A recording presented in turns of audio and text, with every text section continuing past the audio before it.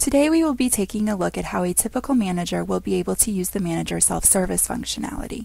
The manager will be able to manage time, approve time off requests, set up schedules, and run reports on the employees that they manage. That being said, let's take a look at how to use the system from the manager's point of view. To do this, we're going to log in as Paul Peterson, the manager of our sample company. You will notice that there is a dashboard screen enabled, which is a great way to access certain areas of the system that the employee uses most frequently. A dashboard can be configured to meet each individual user's needs. In this case, Paul's dashboard is geared more towards his managerial duties and puts all of the information that he needs to know about his employees right here at his fingertips. Although his dashboard is set up to assist him in managing his employees, he also has access to all of his employee self-service functionality here under the My Account menu option.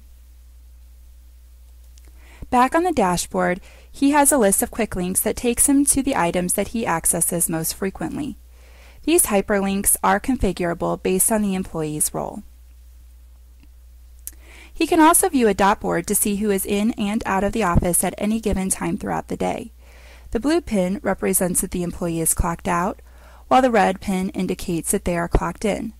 This information is available in real time if the employees are clocking in using the web or an Ethernet device. This report is also available on the mobile app so that managers can keep tabs on their employees while they're away from the office. He also has the ability to keep track of exceptions such as who is tardy or absent. This report is color-coded for easy identification and will allow for the manager to drill down into those employees' timesheets if need be. If anybody has a missing punch, that can also be displayed here on the dashboard for easy identification and correction. And finally, here on the dashboard, we can display a to-do list. This will display all of the items that a particular person is responsible to complete. As you can see, the manager has a time off request that is pending approval displaying here on their to-do list. We can review the time off balances, and if enough time is authorized, a pending request would be reflected in green, which is the case here. If not, then the requested time off would appear in red. Now that we know that we have enough time authorized for this request, we need to find out if there is any other employees that are going to be out on the same day that this employee is requesting off. In this case, there is another employee who is authorized off on this day. So now that we know this information, we can either approve or reject the request right here from the to-do list, and once this has been approved, the time off can be exported to an Outlook or a Gmail calendar. Now let's take a look at how a manager would review and approve timesheets. First, we want to check to see if there are any missing punches before we approve the timesheets. An easy way of identifying a missing punch is to include the Missing Punches window here on your dashboard. In this case, we can see that Josh does have a missing punch, and we can drill down into that timesheet to make the correction. We can see that the employee did not clock out at the end of the day. However, he did leave us a note which is indicated by the green check mark here on the note icon. In this case, it seems that the employee left at 3 p.m., so we can enter that information here on the timesheet.